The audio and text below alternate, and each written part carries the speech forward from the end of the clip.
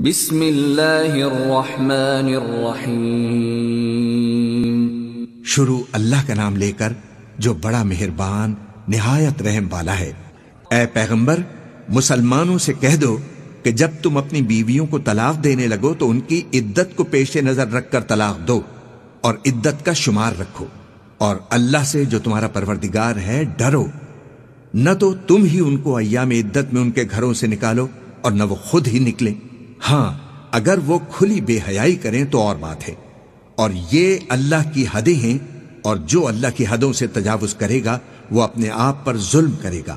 اے طلاق دینے والے، تجھے کیا معلوم، شاید اللہ اس کے بعد رجعت کی کوئی سبیل پیدا کر دے۔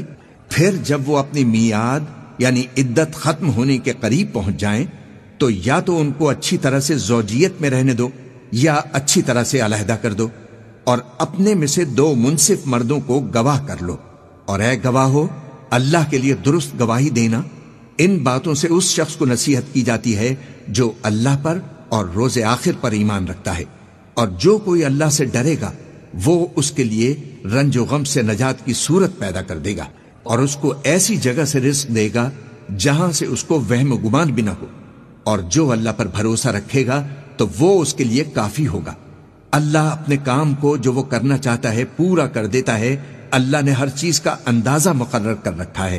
اور تمہاری طلاق والی بیویاں جو حیض سے نا امید ہو چکی ہوں، اگر تم کو ان کی عدت کے بارے میں شبہ ہو تو ان کی عدت 3 مہینے ہے، اور جن کو ابھی حیض نہیں آنے لگا ان کی عدت بھی یہی ہے۔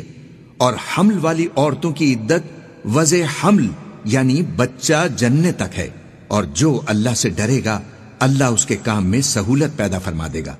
یہ اللہ کا حکم ہے جو اس نے تم پر نازل کیا ہے، اور جو اللہ سے ڈرے گا وہ اس سے اس کے گناہ دور کر دے گا اور اسے اجر عظیم بخشے گا۔ طلاق والی عورتوں کو ایام عدت میں اپنی حیثیت کے مطابق وہیں رکھو جہاں خود رہتے ہو، اور ان کو تنگ کرنے کے لیے تکلیف نہ دو، اور اگر وہ حمل سے ہوں تو بچہ پیدا ہونے تک ان کا خرچ دیتے رہو۔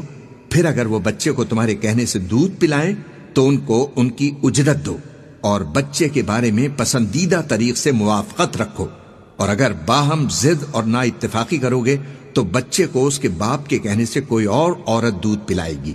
صاحب وسعت کو اپنی وسعت کے مطابق خرچ کرنا چاہیے، اور جس کے رزق میں تنگی ہو جتنا اللہ نے اس کو دیا ہے وہ اس کے موافق خرچ کرے۔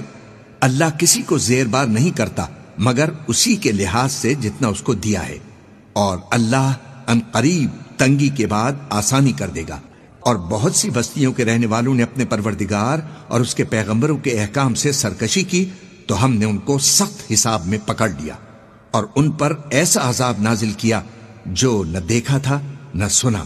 سو انہوں نے اپنے کاموں کی سزا کا مزہ چکھ لیا، اور ان کا انجام نقصان ہی تو تھا۔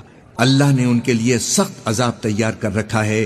تو اے عقل والو جو ایمان لائے ہو، اللہ سے ڈرو، اللہ نے تمہارے پاس نصیحت بھیج دی ہے، یعنی ایسے پیغمبر جو تمہارے سامنے اللہ کی واضح آیتیں پڑھتے ہیں تاکہ جو لوگ ایمان لائے اور عمل نیک کرتے رہے ہیں ان کو اندھیروں سے نکال کر روشنی میں لے آئیں، اور جو اللہ پر ایمان لائے گا اور عمل نیک کرے گا وہ ان کو جنتوں میں داخل فرمائے گا جن کے نیچے نہریں بہ رہی ہیں، وہاں وہ ہمیشہ ہمیشہ رہیں گے۔ اللہ نے ان کے لیے کیا خوب رزق رکھا ہے۔ اللہ ہی تو ہے جس نے 7 آسمان پیدا کیے اور ویسے ہی زمینیں بھی، ان میں اللہ کا حکم اترتا رہتا ہے تاکہ تم لوگ جان لو کہ اللہ ہر چیز پر قادر ہے، اور یہ کہ اللہ اپنے علم سے ہر چیز کا احاطہ کیے ہوئے ہے۔